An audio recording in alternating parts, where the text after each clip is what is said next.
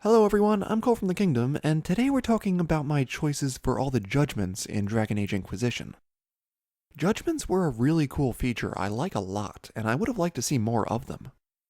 They tried something similar in Awakening that I also liked. It reminded me of Fable 3, except that was less good. They're a good idea, but tricky to pull off as well as Inquisition did. So I'm going to go through these more or less in the order in which they appear. So we start off with Chief Movran the Under, the Avar war chief who was the father of the guy who tried to kill you in the Fallow Mire. He claims his son meant to just murder Tevinters, in southern Ferelden. But he got a big head and wanted to fight the Herald of Andraste. His father does not seem to care that much, just following tradition by smacking our holdings with goat blood for the deaths of his fellow clansmen that unfortunately followed his son. Since he seems to have some kind of vendetta against Tevinter, I arm and exile him to Tevinter to cause some problems for them. I like that Dorian approves of this. My only concern was that they may hurt innocent people. Fortunately, the War Table operation says they are not interested in banditry or hurting anyone. They just want to passive-aggressively stake a claim to ruffle some feathers. I approve. Let's cut our ties and leave it be. Yeah, the other options aren't very satisfying for anyone. Alexius. This one is easy but sad. Guy lost his mind after tragedy. He's a dangerous mage, but he doesn't deserve tranquility. He deserves to find some kind of redemption and peace. I sign him on as a magical researcher. Imprisoning him or executing him is a waste. Yes, that's how I'm going to pronounce it now, just out of spite. He could serve the mages, but I'd rather the Inquisition keep a closer eye on him. Even as he continues to be belligerent, I think in time he can be helped and do some good along the way. Dorian says research always made him happiest, and he may go talk to him eventually. I like that. Knight Captain Denam, if he went to the Templars instead of the mages. This guy is not very good at pleading his defense. I'd like to exile him to the Sea of Ash as a form of poetic justice, but now that I think of it, that's just a slow death. At least executing him is merciful. Yeah, he's an asshole, but if we're going to sentence him to death, let's at least be humane about it. But as long as he knows stuff about Red Lyrium, the Lord Seeker, and Corypheus, yeah, he'll be of use. Throw him in the dungeon. Maybe at some point he'll find his marbles.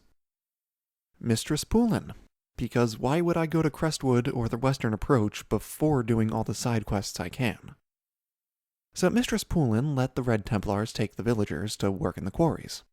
She claimed she didn't know at first, and once she found out, it was too late to do anything about it, and just hoped someone would come help. She claimed she took the coin to help the town. Given the river was frozen, and so food was short, this makes sense. I feel like she could have sent people to get help, but maybe the Red Templars ambushed anyone who tried, or they just fell victim to bandits or demons or something. It's understandable. Though the coin she got had to be used for trade in order to help the town. This means traders would have needed to get to and from the town. Again, it's possible this wasn't possible, so they really were trapped and just waiting on rescue, though according to Josephine here, she was already procuring supplies. So, I don't know what to think. But I guess it doesn't really matter whether she's telling the whole truth or not. The coin helps the people of Sarnia. If that really was her plan all along, cool. If not, I don't care, that's what it's being used for. Next is a man named Servis, who was helping the Venatori in the Western Approach. He is a smuggler, but claims not to be an official member of the Venatori. In fact, he stole from them. I think Servis can provide a serviceable service for the Inquisition's service servers. Having him as a smuggler is fine, but using him as an informant... we should still get the artifacts either way. I don't know why we wouldn't. So yeah, put him on probation, then let Liliana keep an eye on him. She knows what she's doing. Most of the time. Gregory Dedrick. Man. He was in a tough spot. He flooded Old Crestwood to kill anyone who had the Blight, which he claims nearly everyone did, and those that didn't were likely close to being infected anyway. He couldn't convince anyone to leave their sick people behind, so... yeah. He covered it up, and he ran away when the Inquisitor discovered his crime. It was an impossible situation, and I am having a hard time blaming him for what he did. especially since he clearly feels guilty. I can't imagine having that on my conscience. I think it's one of those situations where he made the right choice, but did the wrong thing. I say always do the right thing, but I know it's not black and white. I can't execute him for that, and I don't really want to imprison him. Imprisonment is for anyone who's a danger to themselves or others, or really needs to learn their lesson. Exile works, I guess. I don't know why putting him to work as like cleaning staff or a bookkeeper or something isn't an option, but I give him to the wardens. The blight was his undoing, now let it be his redemption. If he dies in the joining, it'll be a sort of poetic justice for the families. If he survives, he'll make the world a better place, one darkspawn at a time. I don't like death sentences, but better he gets the chance to do some good with his life. Unlike Loghain, I don't think he's capable of doing anything serious to betray the wardens or their name. That's the difference there. Livius Erimond. My. This guy's a piece of work, isn't he? He's ranting about Tevinter's superiority and his continued worship of Corypheus. I wish Dorian was in this scene just standing to the side so I could see his reaction. I can see him making fun of Erimond, but I could also see it just making him sad. It would make me sad. But he also helped make fun of Alexius. I don't know, that's not the point. There's no moral gray to this character. He's an evil idiot. This is the one time I'm tempted to choose tranquility. But if the Inquisition is meant to herald change, then... yeah. I give him to the wardens, since they were the wronged party here. They'll probably execute him, but I don't think it's fair for me to decide his punishment for what he did to the wardens. If it is my decision, throw him in a dungeon. He's not worth killing. Now, Sir Ruth. She was one of many wardens that killed people in order to fuel the blood magic ritual to bind demons. She requests public execution so that others will know the price of their misdeeds. That would be a waste. Public humiliation and hard labor is better. Refusing to judge a warden... it sends a bit of a nebulous message, one I don't think we should send after everything that happened at Adamant. Sending her to her calling is kind of a waste. I mean, killing Darkspawn is always good, but the public humiliation and hard labor is probably better for the situation. But my favorite option is forgiveness. She knows what she did, she's ready to accept the price, and she wants to discourage others from making similar mistakes. I forgive her, and then in the war table operation I choose Liliana so that Sir Ruth takes up lodging in a chantry. There she can begin to heal and find purpose. Lady Florianne de Chalons. I always spare her at the ball. If a box is brought to us, I say just follow the precedent and get it over with. The option for community service... well, the war table operation is not what the Inquisitor says in Judgement. Using her corpse to scare people is more than a little messed up. Funny in a really morbid way, but when you stop to think about it, no, let's not. No. I have always spared her at the ball, so I never personally had to make that choice, fortunately. So the living Florianne, I don't exile because I want to keep an eye on her. Actually, that choice is a little misleading, because the dialogue then says to shove her in a tower somewhere, which is imprisonment. Most of the other options are better, though. We could use her to spy on the Venatori, but I'm not risking it. The Jester option is pretty funny and fitting, but I much prefer putting her to work on a farm.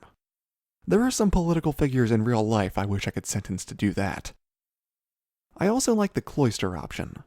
She says the sentence is boredom, and honestly, boredom is one hell of a punishment if you really think about it. I'm honestly conflicted between the two, but I think I have to lean towards farm work. Thom Ranier. You could leave him in Val Royeaux and let him be executed, but I rescue him. His death would be a waste.